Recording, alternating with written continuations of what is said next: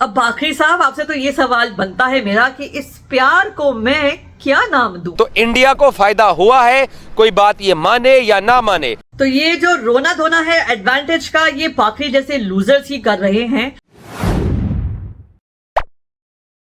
जय Hind friends, thumbnail देखकर तो आप समझ ही गए होंगे कि ये एक और बाखरी रोस्ट वीडियो होने वाला है।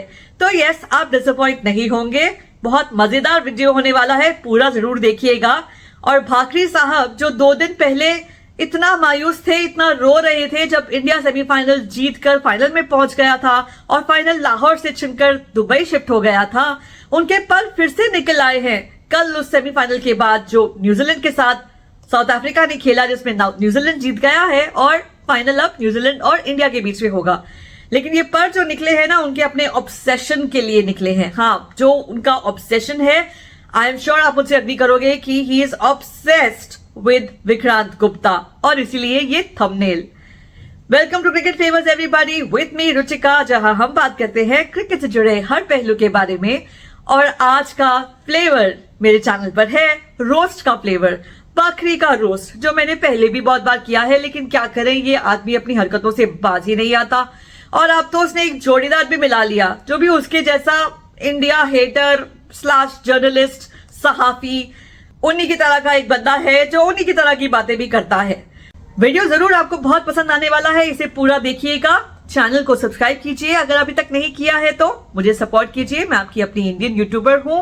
वीडियो को भी लाइक कीजिएगा, कमेंट जरूर कीजिएगा, अपनी राय मुझे बताइएगा और शेयर भी करिएगा अपने फ्रेंड्स के साथ मेरे इस वीडियो को। कि चंद पैसों के लिए लोगों को क्या हो जाता है। विक्रांत भाईजान, आपने पाकिस्तान के अगेंस्ट, मेरे झंडे के अगेंस्ट कैंपेन किया है। मैं तो एक बंदे को एक्सपोज मैंने किया कि इस बंदे का आज से 1 साल पहले कुछ पॉइंट ऑफ व्यू था, आज आपका कुछ पॉइंट ऑफ व्यू है। हमें आपको डिस्कस करके हमें कोई फायदा नहीं होता भाई, सिर्फ इसलिए कि पाकिस्तान के लोगों ने जो आपको सर आंखों पे बिठाया, उन लोगों को पता होना चाहिए कि एक्चुअल में आप किस एजेंडे के ऊपर थे। मैं उन्होंने टॉयलेट बखाने सन के भाईजान किस तरह खूबसूरत स्टेडियम बनाया, पर इन्होंने तनकीद की जिस पर इन्होंने पूरी चैंपियंस ट्रॉफी को हिलाना जुलाना शुरू किया। यस, इनको इज्जत देके प्रूव किया कि आप वहां पर बैठ के अपने चैनल के ऊपर जो षड्यंत्र फैला रहे थे, हकीकत कुछ और है। यस, बिल्कुल एग्जैक्टली, आप देखें। तो ये क्यों भड़क रहे हैं ये भी मैं आपको दिखाती हूँ। विक्रांत गुप्ता ने निखिल के साथ मिलकर अपने चैनल पर एक वीडियो किया था, जो एक जवाब था इनके उन एलिगेशंस का, जिसमें उन्होंने ये कहा था कि विक्रांत गुप्ता साहब, क्या आप यहाँ आम लेने आए थे? तो इन्हीं बातों का जवाब देने के लिए उन्होंने एक छोटा सा वीडियो अपने चैनल पर किया, जिस वीडियो से इनके तन बदन में आग लग गई, क्योंकि ये तो वैसे भी विक्रांत गुप्ता के हर वीडियो का बेसब्री से इंतजार करते हैं। और जैसे ही कोई वीडियो आता है जिसमें अगर इनका मेंशन हो जाए, नाम से नहीं लेकिन पता चल जाए कि कहीं ना कहीं इन्हीं की बात हो रही है, तो बस इतने खुश हो जाते हैं कि उस पर एक रिएक्शन तो कूद कूद कर बनाते हैं, जैसे आपने देखा ही कि किस तरह से कूद रहे हैं ये। तो पहले मैं आपको दिखाती हूँ कि विक्रांत ने क्या बोला। आप इतने इम्पोर्टेंट है कि आप ग्राउंड नहीं गए, लोगों के पैर में दर्द हो रहा है कि आप ग्राउंड नहीं गए। आप इंतजाम क्यों दर्द हो रहा है कि उनको लगा उन्होंने आपके लिए रेड कार्पेट सब कुछ तैयार किया था कि आप आए, ग्राउंड आए, सब। मैं एक बात बताऊं, आप गए नहीं तो उनकी तैयारी वेस्ट होगी। मैंने एक चीज सीख ली है अब कि ना, रिस्पॉन्ड करना ही नहीं चाहिए। अगर कोई टुच्चा पंथी पे उतर आया है, कोई बात नहीं।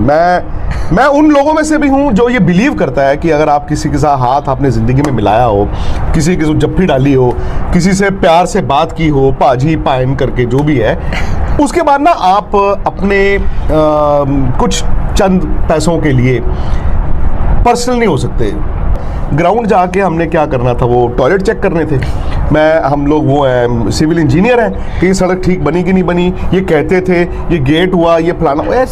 विक्रांत गुप्ता की इन बातों से ही भड़क गए हैं बाखरी साहब। उनको लग रहा है कि ये सीधा निशाना है उनके ऊपर और जवाब तो देना बनता ही था, जबकि एक्चुअली देखा जाए तो विक्रांत की बातों में बहुत सेंस है। वो साफ तरीके से कह रहे हैं कि उन्होंने एक्चुअली जाना क्यों था लाहौर स्टेडियम, क्या वहां के नट बोल्ट ठीक करने के लिए जाना था? उसके जवाब में ये लोग क्या कहते हैं, जरा देखिए। आपका जो मकसद था आपने वो पूरा नहीं किया है। आपने शकरकंदियां खाई, गंडेरियां खाई, हवेली फिरे, लेकिन आपको स्टेडियम आना चाहिए था। लाहौर स्पोर्ट्स रिपोर्टर एसोसिएशन के प्रेसिडेंट ने इस बात को कंडेम किया है कि आपको स्टेडियम आना चाहिए था। आप स्टेडियम सिर्फ इसलिए नहीं आए क्योंकि आपको तारीफ करनी पड़ जानी थी, हाँ यार पाकिस्तान ने अरेंजमेंट अच्छे किए हैं, इसलिए आपने ये बहाने इख्तियार किए कि पुलिस ने आगे भेज दिया और मैंने स्टेडियम आके। एक प्रोफेशनल जर्नलिस्ट को ये बात जेब नहीं देती है कि वो ये कहे कि मैंने स्टेडियम जाके कोई बल्ब ठीक करने थे या कोई सड़कें देखनी थी या कोई मैं कोई टैलेंट देखने थे या सिविल इंजीनियर थे या मैं खाना खाने जा रहा था। आपको वीजा सिविल इंजीनियर का नहीं दिया गया, आपको वीजा क्रिकेट जर्नलिस्ट का दिया गया है। खूबसूरत स्टेडियम बना है, ये स्टेडियम के बारे में आप बताएं। और उन्होंने फिर बताना था कि ये शॉवर भी अच्छा लगा है, यहाँ पर टाइल्स भी अच्छी लगी हैं, यहाँ पर सीलिंग भी अच्छी हुई है, यहाँ पर अंदर तस्वीर जो बोर्ड है ऑनररी बोर्ड जिस पे ऊपर सिग्नेचर करते हैं वो भी अच्छे लगे हैं। ये इस वजह से स्टेडियम की हदूद में दाखिल नहीं हुए क्योंकि इनको सब बताना पड़ना था, जिस पर इन्होंने तनकीद की, जिस पर इन्होंने पूरी चैंपियंस ट्रॉफी को हिलाना जुलाना शुरू किया। यस, इनको इज्जत देके प्रूव किया कि आप वहां पर बैठ के अपने चैनल के ऊपर जो षड्यंत्र फैला रहे थे हकीकत कुछ और है। यस बिल्कुल एग्जैक्टली। तो ये आपने देखा कि किस तरह से अपने स्टेडियम की बखूबी बयान कर रहे हैं, कह रहे हैं कि क्या क्या खूबियां थी। अगर विक्रांत गुप्ता आते स्टेडियम में तो ये सब बातें उन्हें करनी पड़ती कि स्टेडियम कितना अच्छा बन गया, जबकि वही तनकीद कर रहे थे इतने महीनों पहले से कि स्टेडियम जो है वो बनने को तैयार नहीं हो रहे, एटसेट्रा एटसेट्रा, जिसके बारे में बहुत लोगों ने इंक्लूडिंग मैंने भी बात की थी। लेकिन इनकी खूबसूरती जो थी स्टेडियम की वो तो उसी दिन दिख गई थी जब अफगानिस्तान और इंग्लैंड का मैच होना था जो वॉश आउट हो गया था। छत किस तरह से टपकी थी याद है ना आपको? नहीं याद तो ये देख लीजिए। यहाँ पर आप ये वीडियो देखें, फिर सारफीन ने क्या कुछ कहा है मोहसिन नकवी को, आप भी कानों को हाथ लगाएंगे। लेकिन पहले ये वीडियो देखें आप। देखेंगे भाई ये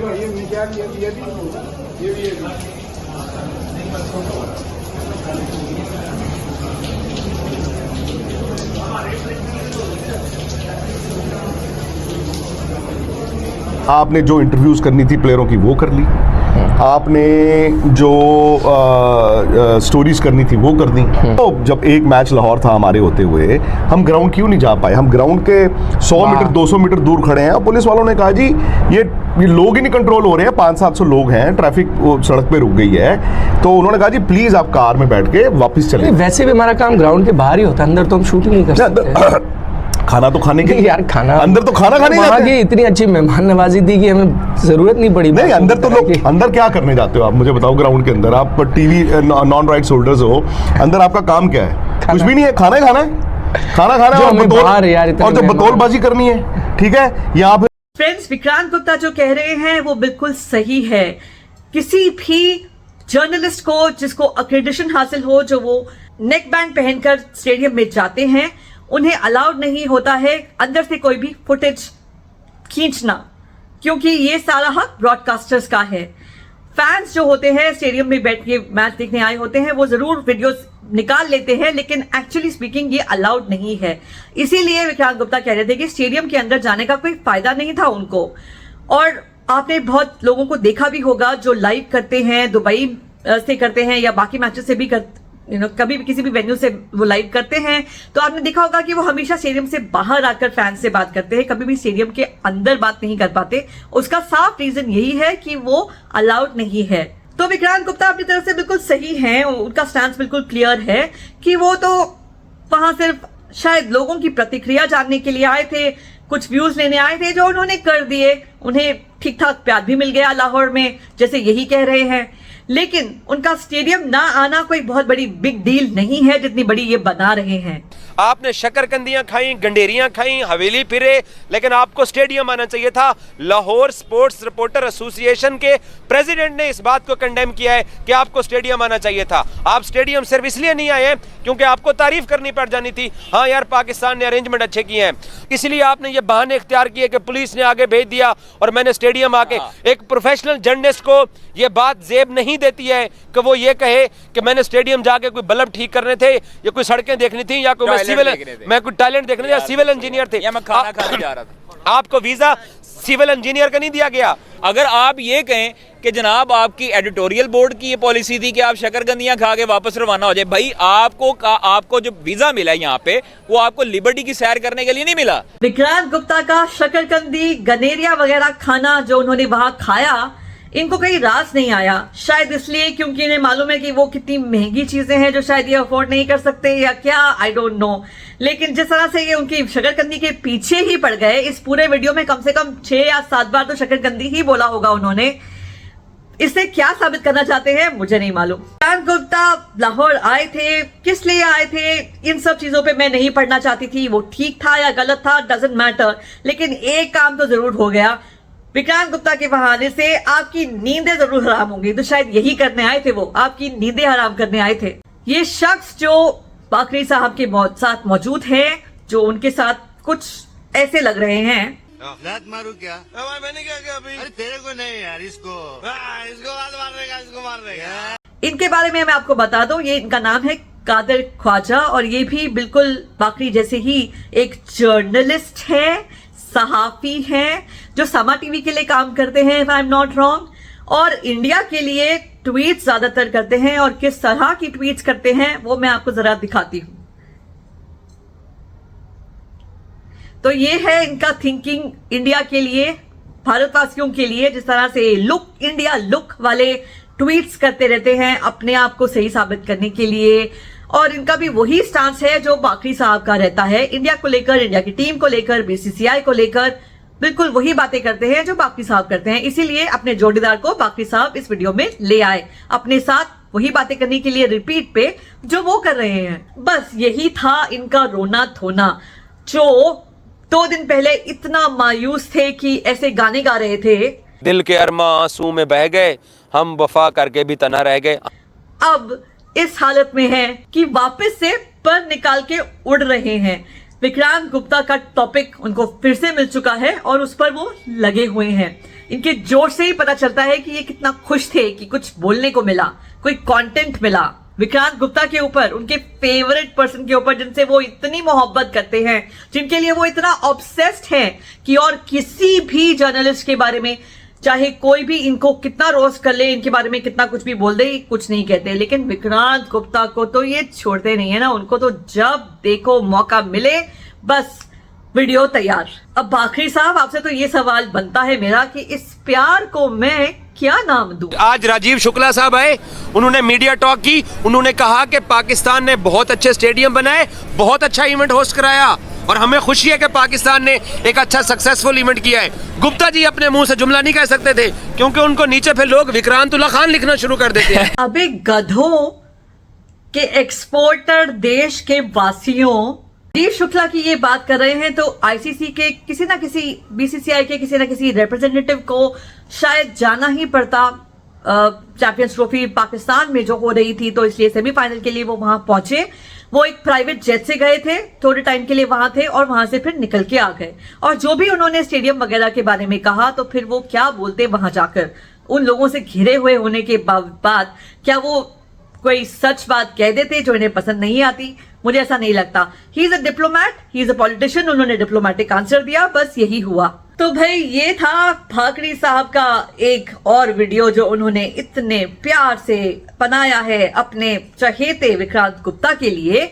और अब जब उनको पर फिर से मिल गए हैं, उनकी मायूसी थोड़ी डाउन हो गई है, तो वो वापस अपनी उसी धुन में चालू हो चुके हैं। यानी कि BCCI equal to ICC, India की टीम को फेवर मिलता है, इंडिया जो दुबई में खेल रहा है उसे फेवर मिला हुआ है एक ही वेन्यू में रहने का। बहुत दिनों से ये बात हो रही है कि इंडिया एक वेन्यू के ऊपर बैठा हुआ है। देखें, एक टीम एक वेन्यू के ऊपर बैठी हुई है, वो टीम सेमीफाइनल भी सेम वेन्यू पे खेली है, वो टीम अपने राउंड मैचेस भी एक वेन्यू पे खेली है, एक ही वो होटल इस्तेमाल कर रहे हैं, एक ही बस इस्तेमाल कर रहे हैं, उनको फ्लाइट बदल बदल के आना नहीं पड़ रहा, एक ही जगह के ऊपर बैठे हुए हैं, एक ही होटल इस्तेमाल कर रहे हैं। तो उनको ये एडवांटेज है और ये एडवांटेज हाइब्रिड मॉडल की बुनियाद के ऊपर इंडिया को पता था कि हम अगर इसी तरीके से जिद करेंगे, चैंपियंस ट्रॉफी के लिए हाइब्रिड मॉडल पे आईसीसी को पुश करेंगे तो हमें उसका फायदा होगा। तो इंडिया को फायदा हुआ है, कोई बात ये माने या ना माने। और मुझे हंसी इस बात की आती है कि यही बाकरी साहब थे कि जब हाइब्रिड होने ना होने की बातें चल रही थी तब ये कहते थे कि इंडिया को लाहौर में खिलाया जाएगा, यानी कि इंडिया जो है वो लाहौर में रहेगी, वहीं रहकर अपने सारे मैचेस खेलेगी एक ही वेन्यू पर, और वहां से शायद आ जा भी सके अमृतसर से, क्योंकि बॉर्डर अमृतसर से बहुत पास है, लाहौर अमृतसर से बहुत पास है।